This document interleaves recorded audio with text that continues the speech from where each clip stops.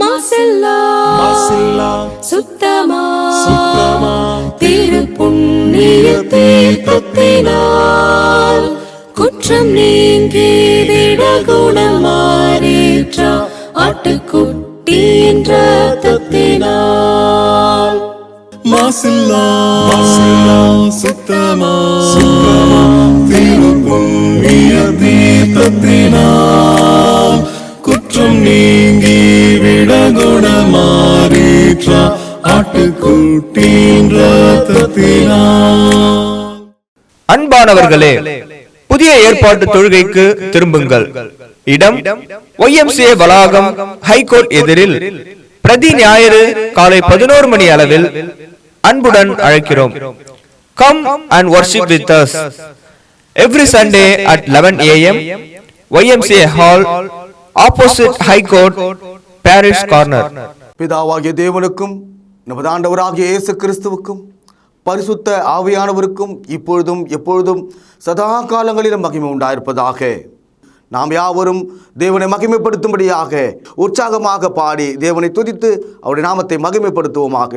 பாடல்களை வழிநடத்தத்தக்கதாக நம்மத்தில் இருக்கிற அன்பு சகோதரர்களை முன்னுக்கு வரும்படி அன்போடு அழைக்கிறேன்.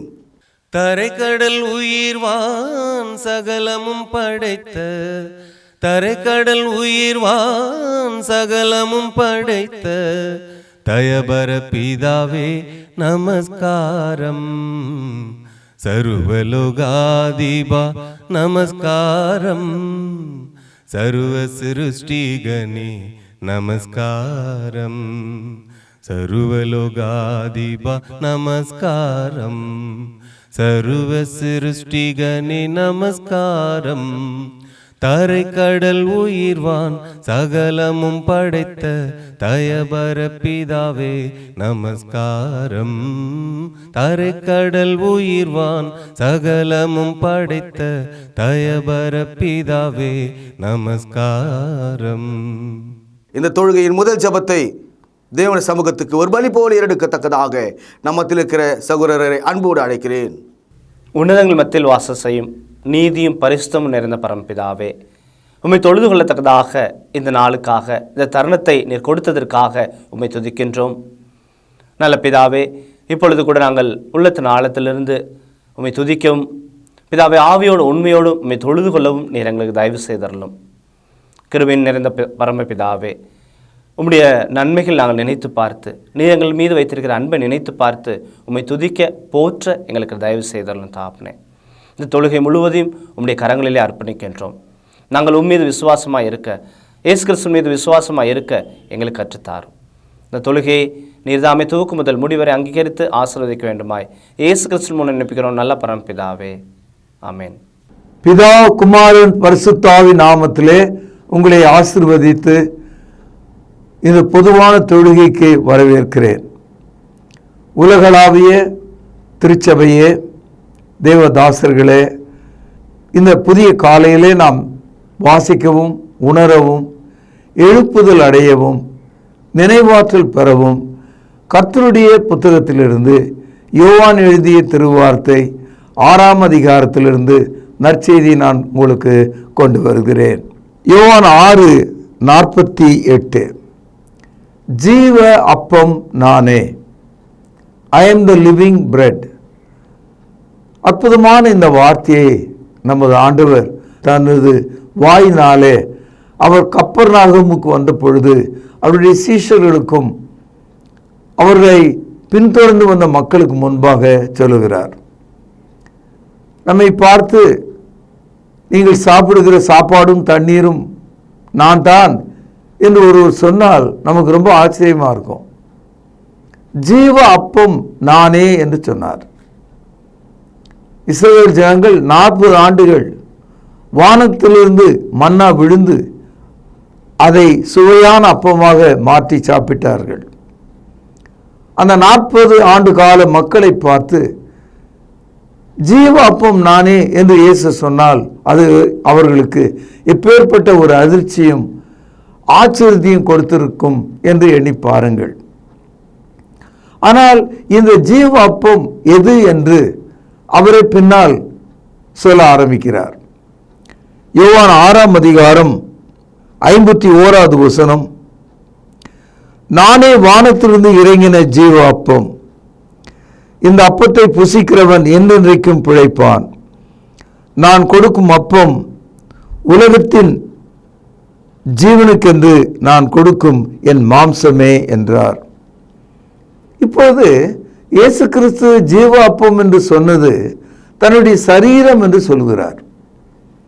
இதை கேட்ட அன்றைய யூதர்களும் நீங்களும் நானும் கூட ஆச்சரியத்தோடு இயேசு கிறிஸ்து தன்னுடைய மாம்சத்தை நமக்கு எப்படி கொடுப்பார் என்ற ஒரு கேள்வி நமக்கு எழும்பும். யோவான் 6ஆம் அதிகாரம் 52வது வசனம், அப்பொழுது யூதர்கள் இவன் தன் மாம்சத்தை எப்படி நமக்கு கொடுப்பான் என்று தங்களுக்குள்ளே வாக்குவாதம் பண்ணினார்கள். இயேசு கிறிஸ்து அவருடைய மனதில் ஓடுகிற எண்ணங்களை அறிந்து, யோசனைகளை அறிந்து உடனே அவர்களுக்கு பதில் சொல்கிறார். 53வது வசனம், அதற்கு இயேசு அவர்களை நோக்கி, நீங்கள் மனுஷகுமாரனுடைய மாம்சத்தை புசியாமலும் அவருடைய இரத்தத்தை பானம் பண்ணாமலும் இருந்தால் உங்களுக்குள்ளே ஜீவன் இல்லை என்று மெய்யாகவே மெய்யாகவே சொல்லுகிறேன். என் மாம்சத்தை புசித்து என் இரத்தத்தை பானம் பண்ணுகிறவனுக்கு நித்திய ஜீவன் உண்டு, நான் அவனை கடைசி நாளில் எழுப்புவேன். அன்பு சகோதரர்களே, இயேசு ஆரம்பிக்கும் போது I am the living bread, ஜீவ அப்பம் என்று தொடங்கினார். மக்கள் அதை கேட்டார்கள், ஆனால் அதை புரிந்து கொள்ள முடியவில்லை. இயேசு கிறிஸ்து இப்பொழுது தெளிவாக சொல்கிறார், என்னுடைய உடல், என்னுடைய இரத்தம் மெய்யான உணவு, மெய்யான போஜனம். நீங்கள் அதை சாப்பிட்டால் கடைசி நாளிலே உங்களை நான் எழுப்புவேன் என்று சொன்னார். சகோதரர்களே, இந்த வார்த்தை சிலுவையில் அவர் மரித்த போது நிகழ்ந்தது என்று நாம் அறிகிறோம். இயேசு கிறிஸ்து தமது சரீரத்தில் காயப்பட்டு அந்த 5 பெரிய காயங்கள் வழியாக அவருடைய இரத்தம் முழுவதும் தரையிலே சிந்தியது.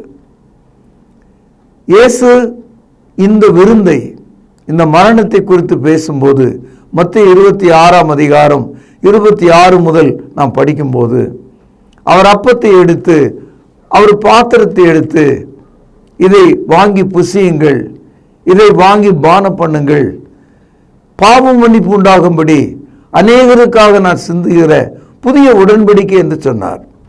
இந்த செய்தியைத்தான் முன் அறிவிப்பாக யோவான் 6ஆம் அதிகாரத்தில் நானே ஜீவ அப்பம் என்று சொன்னார். ஆரம்பம் முதலே இதை கேட்டவர்கள் குழப்பத்தில் இருந்தார்கள். இன்றைக்கும் சபைகள் குழப்பத்தில் தான் இருக்கிறது. அவர்கள் கை கொள்ளக்கூடிய அந்த கம்யூனியன், அந்த கர்த்தருடைய பந்தி ஒரு சடங்காக மாறிவிட்டது. அது நித்திய ஜீவனை கொடுக்கும் அப்பமாகவும் நித்திய ஜீவனை வழங்கும் ரசமாகவும் அவர்கள் நினைத்து பார்க்க தவறிவிட்டார்கள்.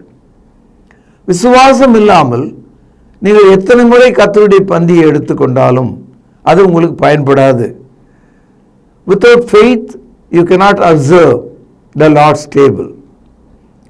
நீங்கள் விசுவாசத்தினாலே அப்பத்தை எடுத்து, இது என் ஆண்டவருடைய சரீரம், திராட்சை ரசத்தை எடுத்து, இது என் ஆண்டவருடைய சிந்திய இரத்தம் என்று மனப்பூர்வமாக ஒப்புக்கொண்டால் அது உங்களுக்கு ஆசீர்வாதமாக இருக்கும். வாக்குத்தத்தம் பண்ணபடி நாம் கடைசி நாளிலே இந்த மண்ணிலிருந்து உயிரோடு எழுப்பப்படுவோம் என்ற நம்பிக்கையை நாம் கொள்ளலாம். இந்த கருத்துக்களை இயேசு கிறிஸ்து தம்முடைய சீஷரிடத்தில் சொன்னபோது அது அவர்களுக்கு வெறுப்பாக இருந்தது, கடினமாக தெரிந்தது. யோவான் எழுதிய சுவிசேஷம் 6ஆவது அதிகாரம் 59வது வசனம், கப்பர்நாகுமிலே ஜெபாலயத்திலே அவர் உபதேசிக்கையில் இவைகளை சொன்னார். அவருடைய சீஷரில் அநேகர் இவைகளை கேட்ட பொழுது, இது கடினமான உபதேசம், யார் இதை கேட்பார்கள் என்றார்கள். இன்றைக்கும் சபையானது இப்படிதான் யோசிக்கிறது. இந்த உலகத்தோடு சபை சென்று விட்டது. மக்கள் விசுவாச துரோகத்துக்குள்ளே நுழைந்தார்கள், பின்மாற்றத்துக்குள்ளே வந்து விட்டார்கள். people are backslided. They denied the faith.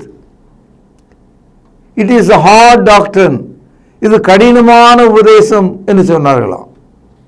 என் அன்பு சகோதரர்களே, ஒரு பெரிய வண்டி, அதனுடைய சக்கரத்துக்கு நடுவில் ஒரு அச்சு இருக்கும். அதன் மீது தான் அந்த சக்கரம் சுழலும். அதுபோல கிறிஸ்தவ மார்க்கத்தினுடைய அச்சாணியாக இருப்பது இயேசு கிறிஸ்துவினுடைய மரணம், அவருடைய அடக்கம், அவருடைய உயிர்த்தெழுதல், தேவன் தாமே நம்மோடு செய்த உடன்படிக்கையாக இயேசு கிறிஸ்துவினுடைய சரீரமும் அவர் சிந்திய இரத்தமும் நமக்கு உடன்படிக்கையின் சொத்தாக இருக்கிறது. இவைகளை கேட்ட பொழுது அவருடைய சீஷர்கள், இது கடினமான உபதேசம், யார் இதற்கு செவி கொடுப்பார்கள் என்று சொன்னார்களாம். யோவான் எழுதிய சுவிசேஷம் 6ஆம் அதிகாரம் 66வது வசனம். அது முதல் அவருடைய சீஷர்கள் அநேகர் அவரோடு கூட நடவாமல் பின்வாங்கி போனார்கள். மேலே இருந்து நம்முடைய நெஞ்சுக்கு நேராக ஒரு 10 கிலோ எடை உள்ள ஒரு ஈட்டி நம்முடைய நெஞ்சிலே பாய்ந்தால் எப்படி இருக்குமோ அவ்விதமாக இயேசு கிறிஸ்துவினுடைய மனது உடையத்தக்கதாக அவருடைய சீஷர்களில் அநேகர் அவரோடு நடவாமல் பின்வாங்கி போனார்கள். இயேசு வாழ்ந்த காலத்திலேயே அவருடைய சீஷர்கள் பின்வாங்கி போனார்கள். லூக்கா எழுதிய சுவிசேஷம் 10வது அதிகாரம் 1 வசனத்தை பாருங்கள். இவைகளுக்கு பின்னே கர்த்தர் வேறே 70 பேரை நியமித்து தாம் போகும் சகல பட்டணங்களுக்கும் இடங்களுக்கும் அவர்களை தமக்கு முன்னே 2 பேராக அனுப்பினார். அன்பு சகோதரர்களே, இயேசு கிறிஸ்துவை ஆயிரக்கணக்கான மக்கள் கூடி வந்து அவருடைய வார்த்தைகளை கேட்டார்கள். ஆனால் அவர் பின்னே நடப்பதற்கு, அவருடைய சீஷராக இருப்பதற்கு 70 பேர் நியமிக்கப்பட்டார்கள் என்ற ஒரு கருத்தை நாம் இங்கே படிக்கிறோம். இந்த 70 பேர்ல பின்வாங்கி போனவர்கள் எத்தனை பேர் என்று பார்த்தால் 38 பேர் பின்வாங்கி போயிட்டாங்க. பாருங்கள் 66வது வசனம். அது முதல் அவருடைய சீஷரில் அநேகர் அவரோடு கூட நடவாமல் பின்வாங்கி போனார்கள். அப்படியானால் அவருடைய சீஷர்களில் எத்தனை பேர் பின்வாங்கி போனார்கள் என்ற ஒரு கேள்வியை நாம் கேட்கலாம். யோவான் எழுதிய சுவிசேஷம் 6ஆம் அதிகாரம் 67வது வசனம் கவனியுங்கள். அப்பொழுது இயேசு 12 நோக்கி, நீங்களும் போய்விட மனதாய் இருக்கிறீர்களா என்று கேட்டார். Do you want to go away என்று இயேசு அவர்களை பார்த்து கேட்டார். 12 பேரை பார்த்து கேட்டார். அப்படியானால் 70 பேர்ல 12 பேர் இப்பொழுது இருக்கிறார்கள், 38 பேர் பின்வாங்கி போயிட்டாங்க. நீங்களும் போய்விட மனதா இருக்கிறீர்களா என்று கேட்டார். நம்முடைய வாழ்க்கையில நல்ல கிறிஸ்தவ பெற்றோர்களுக்கு பிறந்த பிள்ளைகளாக பல தலைமுறைகளாக நாம் இருக்கலாம், அல்லது இந்த தலைமுறையில நீங்கள் கிறிஸ்தவர்களாக மாறி இருக்கலாம். என் அன்பு சகோதரர்களே, ஞானஸ்தானம் எடுத்த எல்லா மனிதனும், அதாவது ஆணாக இருந்தாலும் பெண்ணாக இருந்தாலும், அவர்களுக்கு ஜீவ அப்பம் உண்டு. அது கிறிஸ்துவனுடைய சரீரமும் அவர் சிந்திய இரத்தமும் தான். அதுதான் புதிய உடன்படிக்கை, அதுதான் கடைசி நாளில் எழுப்பும் ஆகாரம். அன்பு சகோதரர்களே, இந்த உபதேசம் அவர்களுக்கு இடரலாக இருந்தது. இதை யார் கேட்பான் என்று சொன்னார்கள். அது முதல் அவரோடு அவர்கள் நடவாமல் ஏறக்குறைய 38 பேர் பின்வாங்கி போனாங்க. அவர்கள் அந்த பக்கம் போறாங்க, மீதி 12 பேர் பக்கத்தில் நிற்கிறாங்க. ஏசு அந்த 12 பேரையும் பார்த்து, நீங்களும் போய்விட மனதா இருக்கிறீங்களான்னு கேட்டார். சகோதரில், அந்த 12 பேருக்கு மயக்கம் வந்திருக்கும், ஆச்சரியம் வந்திருக்கும், என்ன பதில் சொல்ல வேண்டும் என்று விளங்காமல் இருக்கலாம், அல்லது எதனாலே நாம் கர்த்தரிடத்தில் நிலைத்திருக்கிறோம் என்ற யோசனை இருக்கலாம். பலவிதமான குழப்பங்களோடு அவர்கள் நிற்கிறார்கள். இன்றைக்கு இந்த காலையில் நாம் ஒரு குழப்பமுள்ள மக்களாக இருக்கலாம். இயேசு சொன்னார், இயேசுவை பின்பற்றுகிற ஒரு மனிதன் ஒரு சாதாரணமான மனிதன் அல்ல. அந்த மனிதனுக்கு பரலோகத்தில் இருக்கிற தேவன் அருள் தந்திருக்கிறார், கிருபை தந்திருக்கிறார். Everyone who follow Christ, they receive the grace of God from heaven. அதனால இயேசு சொல்றாரு, 6ஆம் அதிகாரம் யோவான் 65வது வசனம், ஒருவன் என் பிதாவின் அருளை பெறாவிட்டால் என்னிடத்தில் வரமாட்டான் என்று இது நிமித்தமே உங்களுக்கு சொன்னேன் என்றார். இந்த இடத்துல இயேசு கிறிஸ்து உன்னிப்பாக நீங்கள் கவனிப்பீர்களானால் ஒரு செய்தியை சொல்லுகிறார். எல்லாரும் சிலுவையை தூக்கி கொண்டு வர முடியாது, எல்லாரும் இயேசுவை பின்பற்ற முடியாது. அப்படி ஒரு பின்பற்றுவதாக இருந்தால், ஒரு குடும்பம் பின்பற்றுவதாக இருந்தால், அவர்கள் பிதாவின் அருளை பெற்றவர்கள் என்று சொல்லுகிறார். யோசுவா 24ஆம் அதிகாரம் 15வது வசனத்தில் அனைத்து இஸ்ரவேலர்களையும் பார்த்து யோசுவா தன்னுடைய குடும்பத்தாரோடு ஒரு சாட்சியை கொடுத்தான். நீங்கள் யாரை சேவிப்பீர்கள்? நானும் என் வீட்டாருமோ வென்றால் கர்த்தரையே சேவிப்போம் என்று சொன்னார். அந்த இடத்துல அனைத்து இஸ்ரவேலர்களையும் முன்னாலே நிறுத்தி தன்னுடைய குடும்பத்தை தன் பக்கத்தில் கொண்டு யோசுவா சொன்ன இந்த அறிக்கையை நீங்கள் கவனிக்க வேண்டும். நானும் என் வீட்டாருமோ வென்றால் கர்த்தரையே சேவிப்போம். பிதாவின் அருளை பெற்ற ஒரு மனிதனுடைய வாக்குறுதி அது.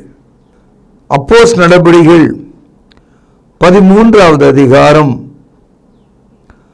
48வது வசனம் ஜாக்கிரதையாகவும் கவனமாகவும் பாருங்கள். புரஜாதியார் அதை கேட்டு சந்தோஷப்பட்டு கர்த்தருடைய வசனத்தை மகிமைப்படுத்தினார்கள். பெனால அடிக்கோடிடுங்கள்.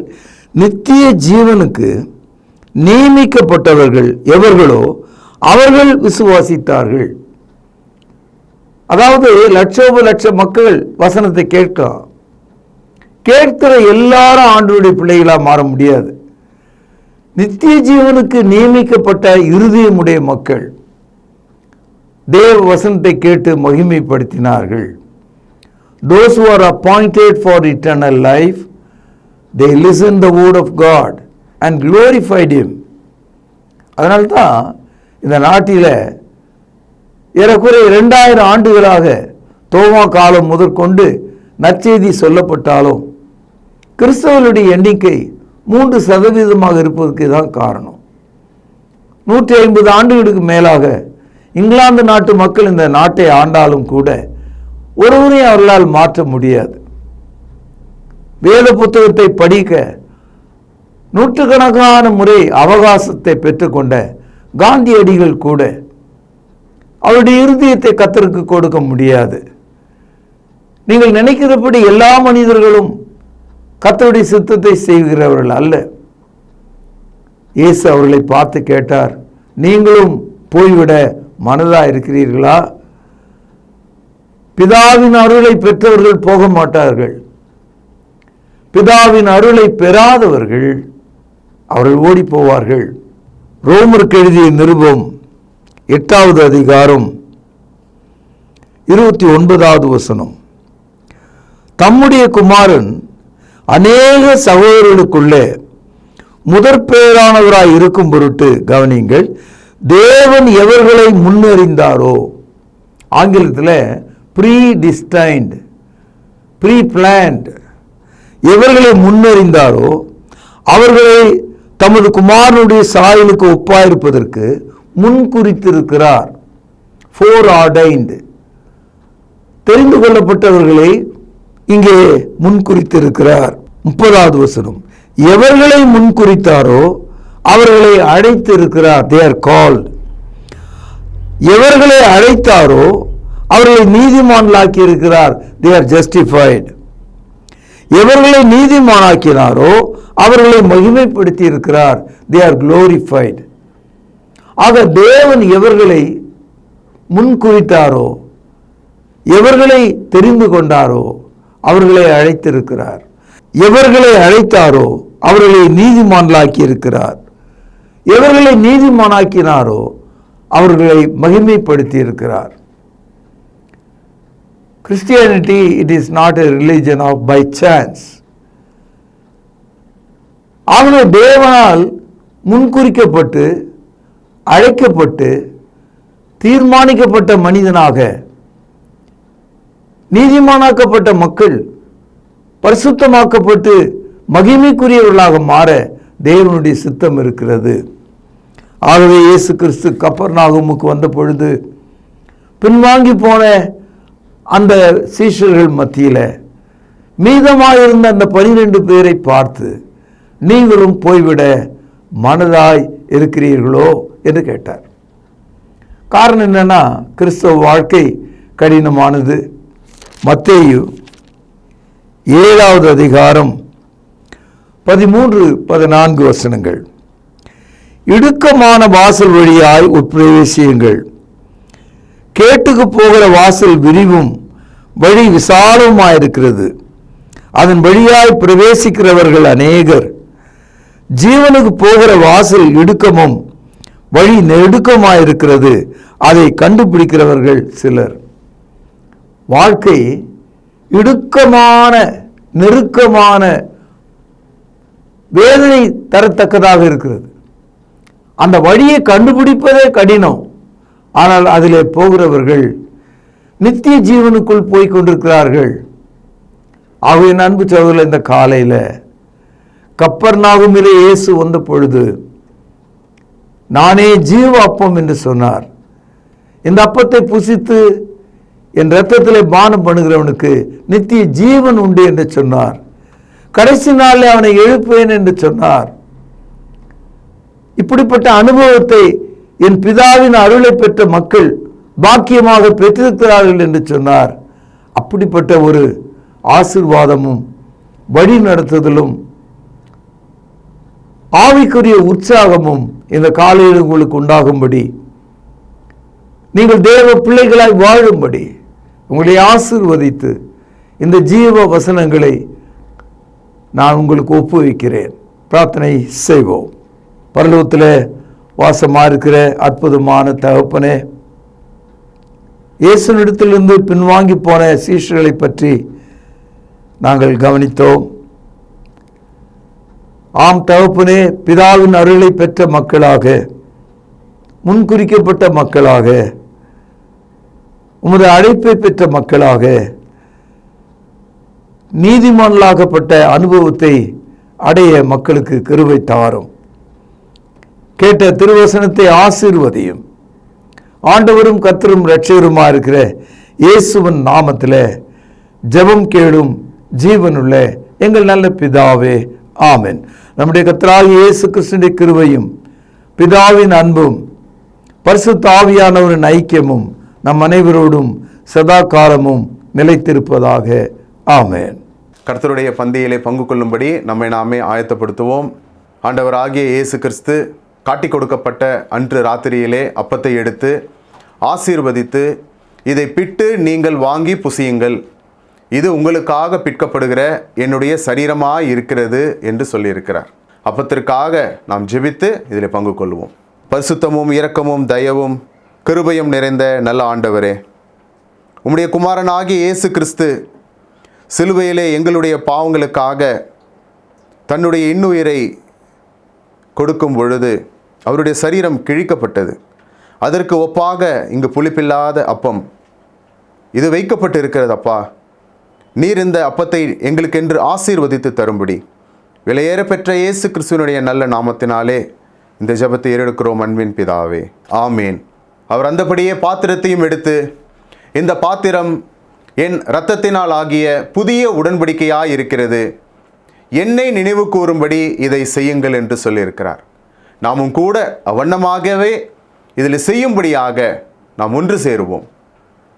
தேவன் இந்த ரசத்தை ஆசீர்வதித்து தரும்படி நாம் ஜெபிப்போம். வானத்தையும் பூமியும் உண்டாக்கின சர்வ வல்லமையுள்ள எங்கள் நல்ல பிதாவே, என்னை நினைவு கூறும்படி இதை செய்யுங்கள் என்று சொல்லியிருக்கிறபடியே நாங்கள் செய்யும்படி வந்து நிற்கிறோம். இந்த ரசத்தை நீர் ஆசீர்வதித்து தாரும். குற்றமில்லாத மாசற்ற இதோ தகப்பனே, அந்த ரத்தம் எங்களுடைய பாவங்களுக்காக சிந்தப்பட்டது என்பதை நாங்கள் நினைத்து இதில் பங்கு கொள்ளும்படி, பயபக்தியோடு பங்கு கொள்ளும்படி எங்களை உற்சாகப்படுத்தும். எங்களை தாழ்த்துகிறோம். இந்த ரசத்தை நீர் ஆசீர்வதித்து தாரும். இயேசுவின் நல்ல நாமத்தில் இந்த ஜெபத்தை எடுக்கிறோம் அன்பின் பிதாவே, ஆமேன். கலங்கிடாதே, நீ திகைத்திடாதே, காக்கும் முன் தேவன் நான் என்றாரே. கலங்கிடாதே, கவலையால் உள்ளம் கலங்கி போனாலும் கண்ணீரே உந்தன் உணவானாலும். கவலையால் உள்ளம் கலங்கி போனாலும் கண்ணீரே உந்தன் உணவானாலும். கஷ்டங்கள் உன்னை சூழ்ந்து கொண்டாலும் கரம் பிடித்தே உன்னை நடத்திடுவாரே. கஷ்டங்கள் உன்னை சூழ்ந்து கொண்டாலும் கரம் பிடித்தே உன்னை நடத்திடுவாரே. அலைகள் மோதி படகு அசைந்தால் அமைதி தரவே வந்திடுவார். அமைதி தரவே வந்திடுவார். கலங்கிடாதே, நீ திகைத்திடாதே, காக்கும் முன் தேவன் நான் என்றாரே. கலங்கிடாதே. தேவனுடைய சமூகத்தில் தேவனுக்கு மிக பிரியமான ஒரு தொழுகையை செய்து கொண்டிருக்கிறோம். இதைத் தொடர்ந்து தேவனுக்கு பிரியமான ஒரு பலியாக நம்முடைய கையின் பிரயாசங்களை தேவனுடைய சமூகத்துக்கு கொண்டு வருவோம். தேவன் கொடுத்தவைகள், இவைகளிலிருந்து நாம் எடுத்து தேவனுக்கு உற்சாகமாக கொடுப்பதற்கு நாம் ஒப்புக் கொடுப்போமாக. சபையின் அறிவிப்புகள், வியாதிப்பட்டவர்களை நினைவு கொள்ளுங்கள். விசேஷமாக ரட்சிக்கப்படாத மக்கள், அது உங்கள் நண்பர்களாக இருக்கலாம் அல்லது உங்கள் உறவுகளாக இருக்கலாம், அவர்கள் ரட்சிக்கப்படுவதற்காக தேவனுடைய சமூகத்தில் நாம் யாவரும் ஒன்று சேர்ந்து ஜெபம் செய்வோம்.